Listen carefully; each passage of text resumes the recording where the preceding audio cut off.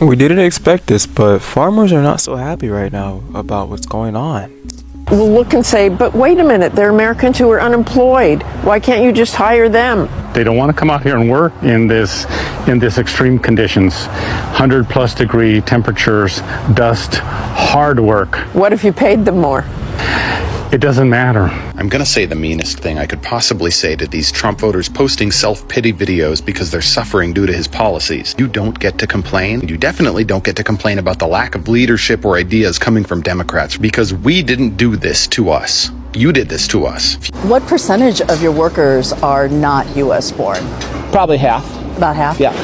A new trade policy will also be great for the American farmer. I love the... No, the hell he doesn't. Caleb Ragland is the president of the American Soybean Association, and he just wrote an op-ed for a right-wing publication, and he said in there, quote, "Like many of my fellow farmers, I voted for President Donald Trump in the past 3 elections. The president won me over with his commitment to business-friendly tax cuts, as well as his track record of reducing regulation and cutting government spending. I am one of 500,000 soybean farmers in America who feels the pain. As a businessman, President Trump must know how urgent this is." Does he? Is he? So I'm a black farmer, and a lot of people are wondering, why are black farmers not panicking like a lot of white farmers? Well, let me explain to you the reasons why. It's because white farmers have been handed everything to them, a lot of them. Say, but wait a minute, they're Americans who are unemployed. Why can't you just hire them? They don't want to come out here and work in this extreme conditions, 100+ degree temperatures, dust, hard work. What if you paid them more? It doesn't matter. We pay some of the highest wages for farm workers in the nation right here in California, and they won't come out. In California, we grow about 50% of the fruits and vegetables and nuts for the country, and any shortage of food like that is going to impact everybody in the nation, because not only will food be less available, it'll be more expensive. I'm gonna say the meanest thing I could possibly say to these Trump voters posting self-pity videos because they're suffering due to his policies. Now, I don't do personal attacks, so I'm just gonna tell you the truth, because sometimes the truth hurts. You don't get to complain. You definitely don't get to complain about the lack of leadership or ideas coming from Democrats, because we didn't do this to us. You did this to us. If you and I are driving down the interstate together and you reach over and grab the wheel and you steer us into a 200-foot deep ravine full of lava and sharks because you think big interstate is corrupt and you thought it would be funny to shake things up, when I scream at you as lava sharks eat our legs, you don't get to be mad at me for being mad at you, because it was my idea to stay on the interstate, and it was your idea that ruined everything for both of us. You don't get to ask what Democrats would do differently with the economy. You don't get to ask what Democrats are doing to help us right now. Those are 2024 questions, but we're in 2025 consequences. This era of the United States right now, this is about the president you elected, the cabinet secretaries your Senate confirmed, the cowering Republicans you elected to obey him in Congress, and all of the very real consequences resulting. We told you these things were going to happen, and we gave you lots of warnings, but you grabbed the wheel anyway. If you want to know what Democrats would do differently, look at the track record going back to the Great Depression. Economic growth, job growth, wage growth, retirement plan growth, all of these things have been better under Democratic leadership than Republican. If you like these things, you vote for Democrats because it's what Democrats do. I don't care if you like the Democratic candidate. I don't even care if you understand how the policies work. And I'm not going to ask you if you believe me, because every chart and every graph that matters at the highest level for the middle class proves me right over the past 100 years. I'm only going to ask you that over the next year and a half, you come to grips with this fact so you don't make the same mistake again. Caleb Ragland is the president of the American Soybean Association, and he just wrote an op-ed for a right-wing publication, and he said in there, quote, "Like many of my fellow farmers, I voted for President Donald Trump in the past 3 elections. The president won me over with his commitment to business-friendly tax cuts, as well as his track record of reducing regulation and cutting government spending. I am one of 500,000 soybean farmers in America who feels the pain. As a businessman, President Trump must know how urgent this is." Does he? Is he? Anyway, he goes on to say the current trade war with China is a gamble with American livelihoods, especially for farmers, those of us who grew up with soil and sweat, who can't imagine doing anything else. Mr. President, I hope you hear our plea. Please make a deal with China now. Yeah, so he doesn't get it. He doesn't get it. There is no deal to be had. As of now, the majority of Trump's base is sticking with him on these tariffs, but it's gonna catch up with them. They're gonna realize sooner or later there are no deals.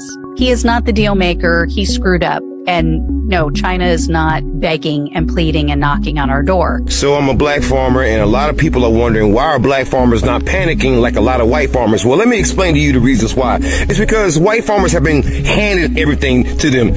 A lot of them. Not saying all of them, but a good bit of them. And by that I mean this. MLK even pointed out. He says, farmers in the West and the Midwest who were white, they were given land, they were given money, they were given training, they were given a lot. Whereas the black farmers weren't given anything. And the largest civil rights settlement in U.S. history is Pickford v. Glickman, where you had a class action lawsuit, bunch of black farmers all joined the lawsuit, and they won a huge settlement because the USDA was shown to be racist for decades. So because black farmers haven't been given anything, we've been learning to do without, unlike your white farmers. So when things are taken away from you, all your subsidies, all your tax breaks, guess what? You panic. Whereas we've always been going through this shit. So there's problems in privilege. This farmer who voted for her, who voted for Trump, who still supports them, doesn't believe that they would round up immigrants because it's an open secret that farms in this state are held up by undocumented workers. How are they going to do that? Within 2 days, we will not have food. There will not be food anywhere. Now look at yourself looking stupid on camera. What do you mean you didn't think he would go through with it? Why would you vote for something you don't believe would happen? No, you just wished it wouldn't affect you. But it will. Oh, within 2 days you won't have any food and you didn't think of that in the voting booth? This just proves that Americans voted against and not for. And how are they going to do that? By showing up in hospitals, daycares, schools, churches. This man reminds me of the fishermen who voted for the Brexit and then started crying when they lost their market. He hates his employees deeply. He said it with his whole chest and didn't even realize it. Out there looking dumb as fuck. Putain, faut quand même être con, quoi. Faut vraiment être con. Je comprends pas. So, for those of y'all who've been keeping up with recent events as it relates to the farmers, right? We talked about Nebraska, and then we talked about Iowa, and all of these farmers, are losing their minds because they're losing their farms, and, they're scared. Well, let me tell y'all what I heard today. So, the lobbyist groups for the farmers are proposing another bailout of $16 billion. The last time Syphilitic Sid did this in his first administration, they received a whopping $24 billion in bailouts. Well, this time around, Syphilitic Sid said he doesn't know if he can do that. He's not sure that that's something that they can accommodate. Look, I love the farmers. The farmers are wonderful. They farm, right? They farm. But, we're trying to cut fraud and waste and a lot of unnecessary spending. So now these people and their lobbyists are trying to get bailouts. But what I want to understand is, what happened to you got to pull yourself up by the bootstraps?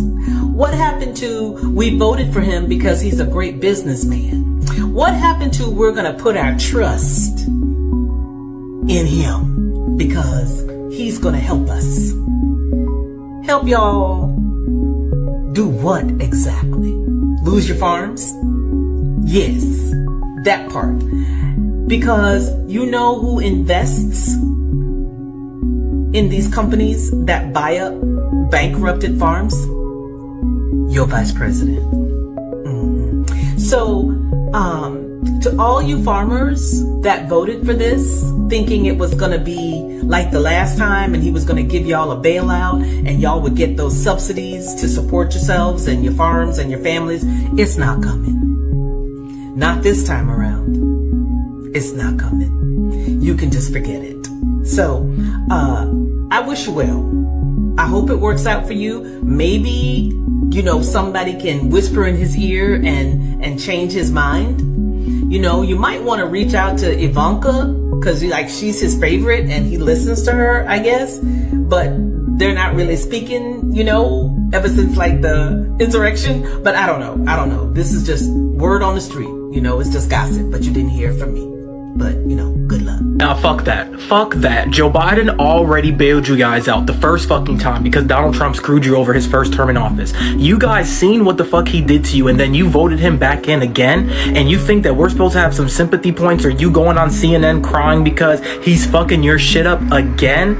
Really? Get the fuck out of here with that shit. The farmers in motherfucking Nebraska, Wisconsin, all of these states that are being affected, and they're trying to come on social media and the news stations crying now for sympathy points because they fucked themselves over by voting for this orange little bitch. Nah, it's too late for that shit now. Suck it the fuck up and struggle for the next 4 years. Well, my friends, our farmers are in full-blown crisis, and it's not because of Mother Nature. It's because of Donald Trump's reckless tariffs that have torched decades of trade relationships and handed America's agriculture future to China and Brazil on a silver platter.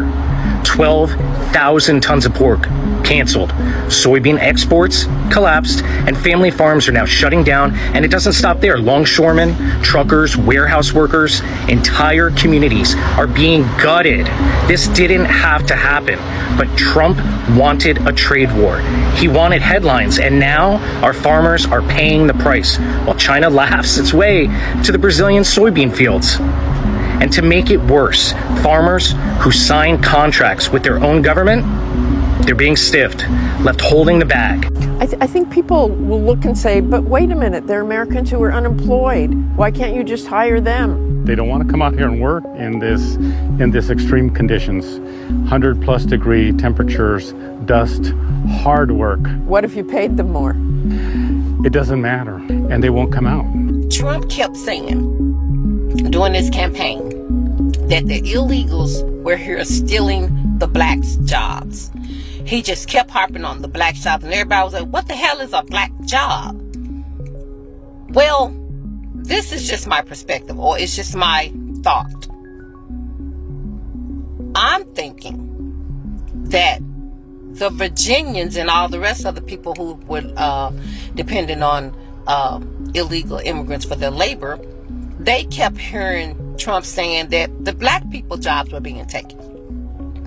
I'm thinking in their minds, they were hearing Trump saying the black people are going to come back to those jobs.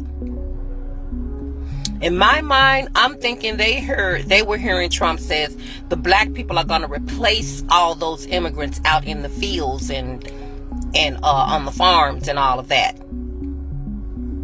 I'm thinking that's what they were hearing. That's why they weren't messed up about voting to get rid of their illegal immigrants. They were thinking that the black people were going to step up and take those jobs back because Trump kept saying these illegal immigrants are stealing the blacks' jobs. And therefore, in their mind, they heard we were getting our 1,800 slaves back. They had to have thought that their backup plan, Trump was going to miraculously, somehow, magically put all the black people back out in those fields, on those farms, and they were going to continue to get their work done. Now, that's just my thinking, because you cannot tell me that you as a business owner would get rid of your workforce and not have a backup plan. You are not going to knowingly and willingly walk into a bankruptcy, walk into losing your business, walk into losing your farms that have been in your family for 300 years unless you thought there was a backup plan.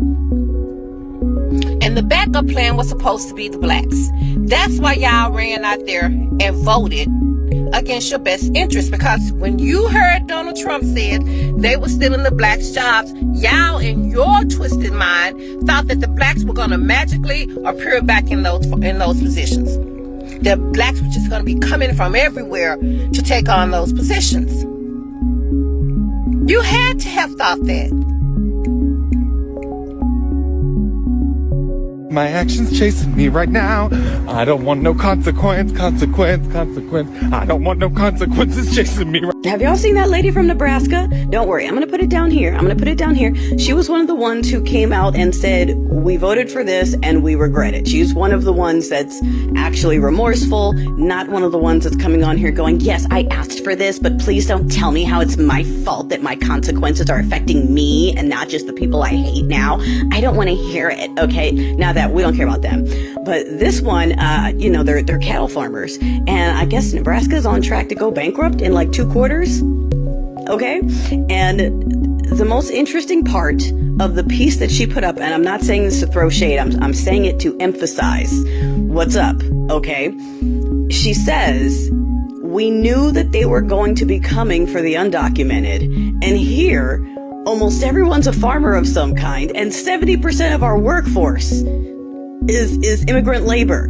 And while we knew they were going to be coming for the undocumented, and we knew 70% of our workforce was going to fall into that category, we still supported this. And now thinking about it, I'll say it one more time, and now thinking about it, they realize it didn't make sense to support something that went against their own interests and to put their support in something that is now feeding their own demise. And I appreciate her for coming on here and giving these updates and just saying, with each time, like, oh my gosh, I can't believe it. Like, in retrospect, I can't believe I did that. In looking back, this made no sense.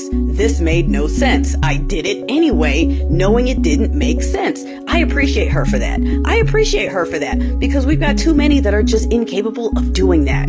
Just incapable of saying, wow, yeah, I convinced myself to go against my own interests. Why did I do that? Like, that is work. That's self-work. Okay? And that's what we have room for. We have room for people that are like, wow, I now want to look into why I convinced myself to do something that was not going to help me. Why did I do that? We need more of that. And less people going, yeah, well, I'm just going to hold on to my hate and rage and anger, and I'm going to blame everyone else. And you know what? Yeah, I'm going to fight to keep my job. I'm getting a lawyer. Okay, I'm fighting this. I don't care if I asked for it. This isn't fair to me. It's not supposed to affect me. What about me and me and me? We don't care about them. Like I said, they can go fend for themselves. They can go fund themselves.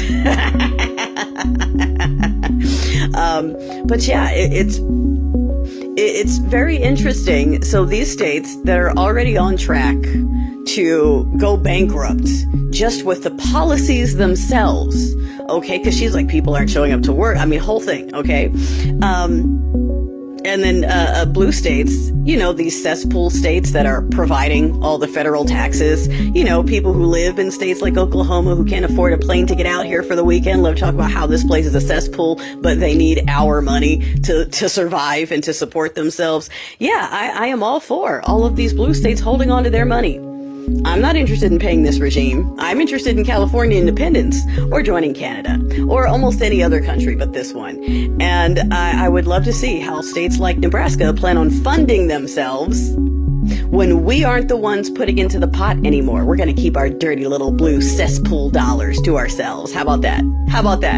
Like, go ahead. Give it a watch. I give her props. And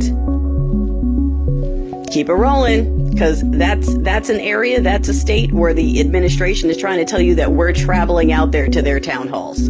Okay? She's in one of the states where they're trying to tell you that it's us that are upset at the town halls. We're traveling out to cow country. Racism is expensive. And corporations and